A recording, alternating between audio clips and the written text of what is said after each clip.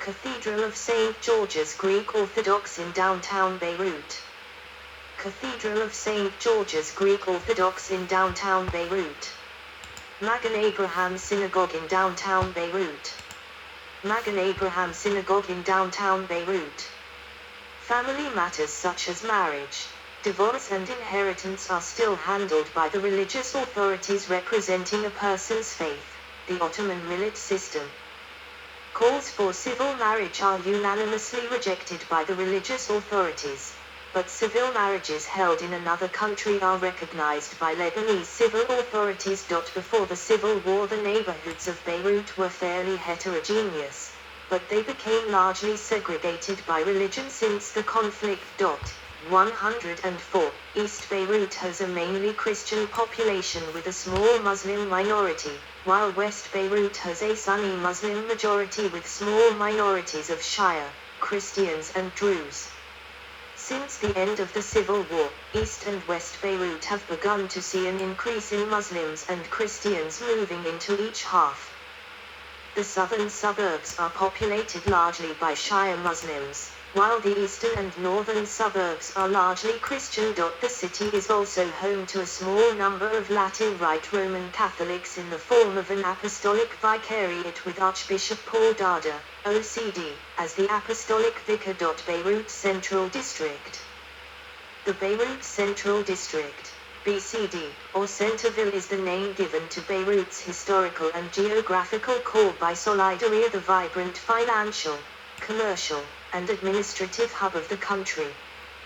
105. It is an area thousands of years old, traditionally a focus of business, finance, culture and leisure. Its reconstruction constitutes one of the most ambitious contemporary urban developments. 106. Due to the devastation incurred on the city center from the Lebanese Civil War, the Beirut Central District underwent a thorough reconstruction and development plan that gave it back its cultural and economic position in the region. Ever since, Beirut Central District has evolved into an integrated business and commercial environment and the focus of the financial activity in the region. That evolution was accompanied with the relocation of international organizations, reoccupation of civic and government buildings, expansion of financial activities, and establishment of regional headquarters and global firms in the city center. 107. Roman Baths Park in downtown Beirut. Assessment of the demand for build-up space in the BCD has been done in reference to a number of macroeconomic, demographic, and urban planning considerations at a time of marked need for new activity poles in the city, such as souks, financial, cultural and recreational centers. 108. The district's total area is 4,690,000 square meters, 50,482,740 square feet, the majority of which is dedicated to residential space, 1,924,000 square meters or 20,709,764 square feet. 109. The Beirut Central District contains over 60 gardens, squares and open spaces. These spaces comprise landscaped streets, gardens, historical squares, pedestrian areas and sea promenades, thus totaling to an area of 96 acres, 39 ha, of open spaces. The Central District is Lebanon's prime location for shopping, entertainment, and dining. There are over 100 cafes, restaurants, pubs and nightclubs open in the Beirut Central District, and over 350 retail outlets distributed along its streets and quarters. Beirut souks alone are home to over 200 stores and a handful of restaurants and cafes. Beirut souks are the Central District's old medieval market, recently renovated along with the original Hellenistic street grid that characterized the old souks and area's historical landmarks along long vaulted shopping alleys and arcades. 110. Solidaria. the company responsible for their construction and renovation of the district, organizes music and entertainment events all throughout the year like the Beirut Marathon, Fête de la Musique, Beirut Jazz Festival. However, the means of urban development in this particular area of the city was subject to much criticism and controversy. Rafik Hariri, who would later become Prime Minister, was the majority stakeholder of the company, which raises concerns of conflict of interest in the context of a public-private partnership. 111. Many of the expropriations that have made the project possible have been made at undervalued land rates, and partly paid in company share. Strict urbanization laws were put in order to oblige people to sell and not renovate themselves. 112. Today, Solidaria acts as a de facto municipality, thus this quarter of the city is effectively privatized. It is, for example, forbidden to ride bikes on Zaytuna Bay, a marina where many restaurants are located, and these laws are enforced by private security guards, not national or municipal police. The project was also criticized for destroying some of the city's architectural and cultural heritage. Among the hundreds of destroyed buildings were the last Ottoman and medieval remains in Beirut, wrote American University of Beirut professor Nabil Bayham in the journal The Beirut Review in 1992. Much of the damage had been done through unapproved demolitions in the 1980s and early 1990s, bringing down some of the capital's most significant buildings and structures, wrote UCLA professor Sari Makdisi in the journal Critical Inquiry, in 1997. 113. Moreover, many of the traditional privately owned shops in the Beirut downtown were replaced by luxury outlets and high-end restaurants that only few people could afford. And most of public spaces promised by Solidaria since the start of the reconstruction, such as the Garden of Forgiveness, a central park, and an archaeological museum, remain unfinished until today, putting into question the actual benefit of the project to the population. 113. Finally, the actual success of the project has recently been in doubt, given that large quarters of the BCD are today empty, due to strong military presence. The Nejmeh Square, where the parliament is located, is most frequently completely deserted, and the business located there have mostly moved. 114. Economy. Cafes in downtown Beirut. Beirut's economy is service-oriented, with the main growth sectors being banking and tourism. In an area dominated by authoritarian or militarist regimes, the Lebanese capital was generally regarded as a haven of libertarianism, though a precarious one. With its seaport and airport coupled with Lebanon's free economic and foreign exchange system, solid gold-backed currency, banking secrecy law, and favorable interest rates, Beirut became an established banking center for Arab wealth, much of which was invested in construction, commercial enterprise, and industry, mostly the manufacture of textiles and shoes, food processing, and printing. 115. The economy of Beirut is diverse, including publishing, banking, trade and various industries. During that period, Beirut was the region's financial services center. At the onset of the oil boom starting in the 1960s, Lebanon-based banks were the main recipients of the region's petrodollars. 116. Beirut is the focal point of the economy of Lebanon. The capital hosts the headquarters of Bank du Liban, Lebanon Central Bank, the Beirut Stock Exchange, the head office of Lebanon's flag carrier Middeleast Airlines, the United Nations Economic and Social Commission for Western Asia, the Union of Arab Banks, and the Union of Arab Stock Exchanges. 117. Zaytuna Bay Banking and Finance. Ras Beirut 1983. The banking system is the backbone of the local economy, with a balance sheet of $152 billion at the end of 2012. nearing 3.5 times the GDP estimated at $43 billion by the IMF. 118. Bank deposits also increased in 2012 by 8% to $125 billion, 82% half the sector's assets. Banks are still attracting deposits because the interest rates offered are higher than the ones in Europe and the United States, says Marwan Mikhail, head of research at Bloombank. 119. Beirut's foreign reserves were still close to an all-time high when they reached $32.5 billion in 2011, and analysts say that the central bank can cover nearly 80% of the Lebanese currency in the market. This means that the central bank can easily cope with any unforeseen crisis in the future thanks to the massive foreign currency reserves. 120. The Lebanese banking system is endowed with several characteristics that promote the role of Beirut as a regional financial center, in terms of ensuring protection for foreign capital and earnings. The Lebanese currency is fully convertible and can be exchanged freely with any other currency.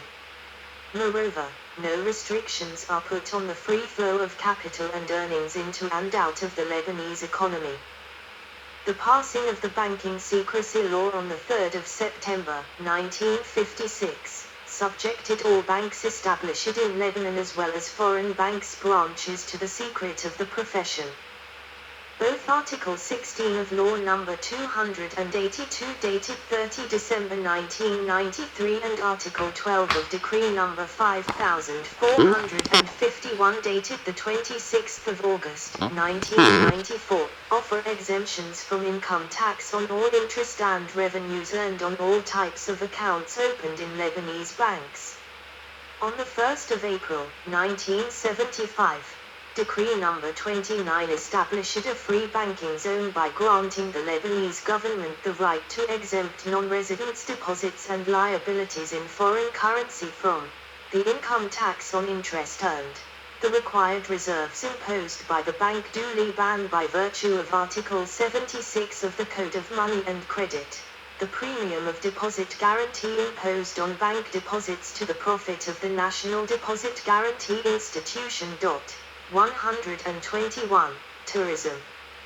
Ralcheti tourism industry in Beirut has been historically important to the local economy and remains to this day to be a major source of revenue for the city, and Lebanon in general. Before the Lebanese Civil War, Beirut was widely regarded as the Paris of Middeleast. 122, often cited as a financial and business hub where visitors could experience the Levantine Mediterranean culture.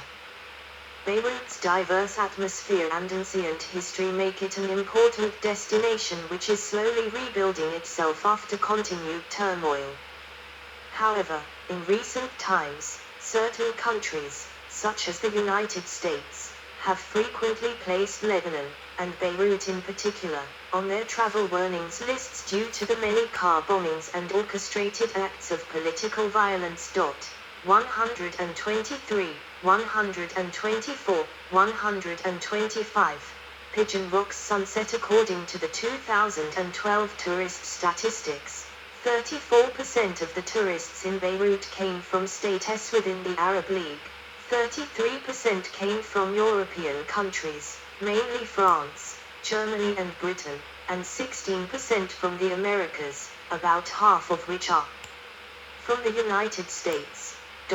126. The largely pedestrianized Beirut Central District is the core of the Beirut tourism scene. The district is a cluster of stone facade buildings lining arcaded streets and radial alleyways.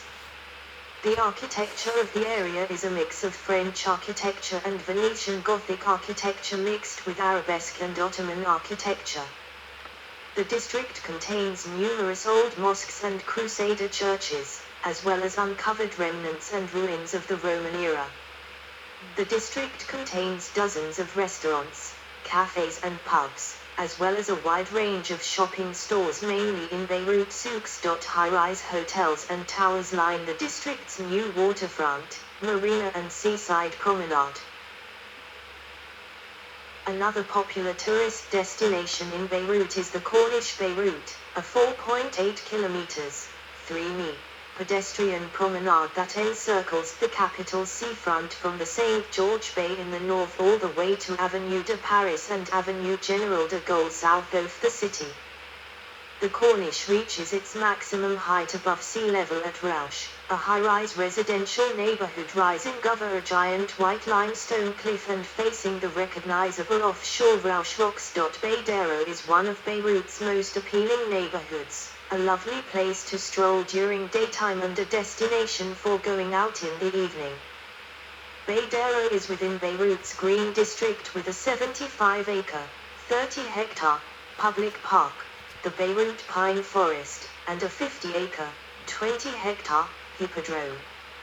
It is a neighborhood on a very human scale with small groceries around every corner. The neighborhood residents, a mix of old impoverished Christian bourgeoisie, Bohemian-style people in their 30s and well-established urban professionals, are loyal to local bakery and pastry shops. Because of the blossoming cafe and bar scene, it has become lately a hip destination for Beirut's young and restless but old Beirutists. Remember that Beirut was already Beirut's version of the village in the swinging 60s. Groceries and eateries can be found on almost every street of the area. There are dozens of restaurants, pubs and footpath cafes of virtually every style. Beirut village thrives on local residents, day trippers and hipsters from all over Beirut, office employees and many expatriates. Tamra Street is a long cobblestone street connecting the Beirut Central District with the coastal Rausch area. The street is a large concentration of shopping stores, boutiques, restaurants, banks, street vendors, footpath cafes, newspaper kiosks, and a booming nightlife spurred by students from the neighboring American University of Beirut.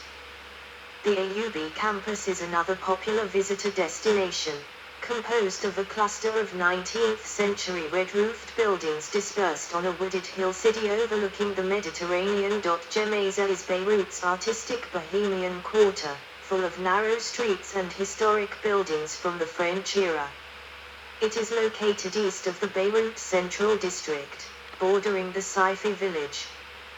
The neighborhood is well known for its trendy bars and pubs, cafes, restaurants and lounges. Most are directly located on Rue Garoud, the main thoroughfare that cuts through the middle of the district. Travel and leisure magazine called MEA Soho by the Sea due to its colorful and chic cafes amid 1950s apartment buildings and hole-in-the-wall shops. 127, however, MEA received the most damage by the Beirut explosion in 2020. 128. Downtown Beirut Mosque Beirut is a destination for tourists from both the Arab world and West. 129. In Travel and Leisure magazine's World Best Awards 2006, it was ranked the 9th best city in Fuel. 130. That list was voted upon shortly before the 2006 Lebanon war broke out, but in 2008 The Guardian listed Beirut as one of its top 10 cities in the world. 131. The New York Times ranked it at number 1 on its 44 places to go list of 2009. 132. 2011 MasterCard Index revealed that Beirut had the second highest visitor spending levels in the Middle East and Africa, totaling $6.5 billion.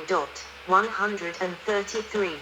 Beirut was chosen in 2012 by Condé Nast Traveler as the best city in the Middle East, beating Tel Aviv and Dubai. 134. Many of the tourists are returning Lebanese expatriates, but many are from Western countries. Approximately 3 million visitors visited in 2010. The previous record was 1.4 million in 1974. 135. Like other forms of tourism, medical tourism in Lebanon is on the rise recently. Although visitors from neighboring Arab nations make up the bulk of medical tourism patients here due to its proximity, Beirut is strongly trying to woo more Southern Europeans, Asians and North Americans to its land. Its Agency for Investment Development in Lebanon reports that growth in the medical tourism industry is growing by up to 30% a year since 2009. The country's tourism